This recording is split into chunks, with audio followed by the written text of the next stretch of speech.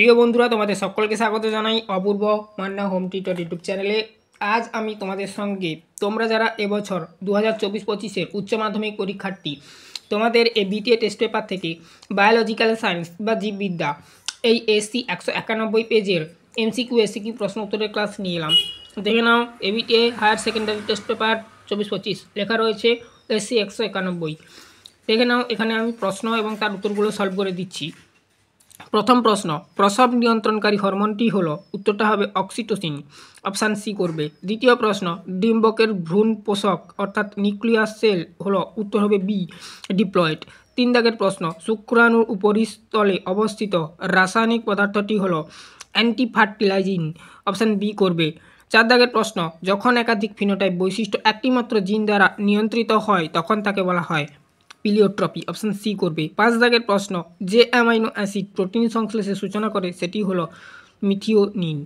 6 দাগের প্রশ্ন, যে সজ্জাটিকে ঠিক আছে পিরিওবনাম বক্স বলে, উত্তর লিখবে যেটা 5 প্রাইম টি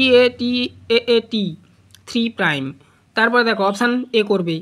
পরবর্তী প্রশ্ন কি বলা রয়েছে দেখো, পরবর্তী প্রশ্ন 7 দাগের প্রশ্ন, আচ্ছা জেনেটিক ড্রিফট হলো, উত্তর লিখবে জেনেটিক ফ্রিকোয়েন্সি, ঠিক আছে। পরবর্তী প্রশ্ন 8 দাগের প্রশ্ন কি বলা রয়েছে দেখো, কোন অ্যান্টিবডি কোলেস্ট্রমে পাওয়া যায় আইজিএ, অপশান বি করবে। পরবর্তী প্রশ্ন 9 দাগের প্রশ্ন, ইন্টারফেরন কাজ করে কার বিরুদ্ধে, ভাইরাসের বিরুদ্ধে। পরবর্তী প্রশ্ন 10 দাগের প্রশ্ন, আণবিক কাঁচি মলিকিউলার সিরিজ, অপশান এ করবে রেজিস্ট্রেশন এন্ডোনিউক্লিয়াস, ঠিক আছে, অপশান এ করবে রেস্ট্রিকশন এন্ডোনিউক্লিয়াস। পরবর্তী প্রশ্ন 11 দাগের প্রশ্ন, স্পেয়ার বাগ হলো, অপশান এ করবে, ঠিক আছে, সিউডোমোনাস পুইটিডা। পরবর্তী প্রশ্ন 12 দাগের প্রশ্ন, কোনটি ইনসিটিউ কনভার্সন নয়, অপশান সি করবে সিড ব্যাংক। 13 দাগের প্রশ্ন, অমৃতা দেবী অর্থাৎ বেনিওয়াল কোন আন্দোলনের সঙ্গে যুক্ত, সি করবে বিষ্ণুই জয়পুর আন্দোলনের সঙ্গে। পরবর্তী প্রশ্ন 14 দাগের প্রশ্ন, কোনটি গৌণ দূষক বা বায়ু দূষক যাই বলো না কেন, ডি করবে পার অক্সি অ্যাসিটাইল নাইট্রেট। পরবর্তী সংক্ষিপ্ত প্রশ্নগুলো দেখে নাও, পরবর্তী পেজে রয়েছে, আমি মুখে বলছি, তোমরা ভিডিওটা স্পষ্ট করে করে শুনে শুনে লিখে নাও। প্রথম প্রশ্ন, ভ্রূণ কোন অবস্থায় রোপিত হয়, লিখবে যেটা, উত্তরটা লিখবে জরায়ুর এন্ড্রোমেট্রিয়ামে প্লাস্টোসিস দশায় ভ্রূণ রোপিত হয়, এটাই উত্তর লিখবে।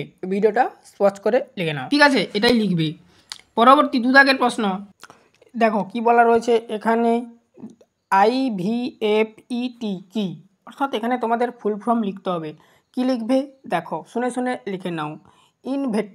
ইনভেট্রো বানানটা জানো, ঠিক আছে। তারপরে দেখো ফার্টিলাইজেশন এমব্রো ট্রান্সফার, তো এটার ফুল ফর্ম এটা, তাহলে IVFETর ফুল ফর্ম এটা, ইনভেট্রো ফার্টিলাইজেশন এমব্রো ট্রান্সফার, ঠিক আছে, এটাই লিখবে।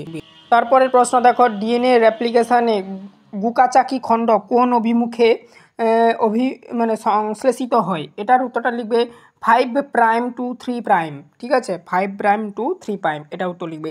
তারপরের প্রশ্ন কি দেওয়া রয়েছে দেখো, একটি মিথজীবী N2 সংবর্ধনকারী ব্যাকটেরিয়ার বিজ্ঞানসম্মত নাম লেখো, উত্তরটা লিখবে রাইবোজিয়াম, ঠিক আছে। অথবা প্রশ্ন, ইমাকুলেশন কি, ঠিক আছে, ইমাকুলেশন কি না উভয়লিঙ্গ ফুল থেকে পুংকেশ্বর অপসারণকে ইমাকুলেশন বলা হয়। পরবর্তী প্রশ্ন দেখো কি বলা রয়েছে, মাইক্রোক্লাইমেট কি না কোনো জীবের স্বল্প পরিবেশের স্থানের অঞ্চলকে বা জলবায়ুকে মাইক্রোক্লাইমেট বলা হয়। তো এই চ্যাপ্টারের এই প্রশ্নগুলোই ছিল, আমরা সলিউশন করিয়ে দিলাম।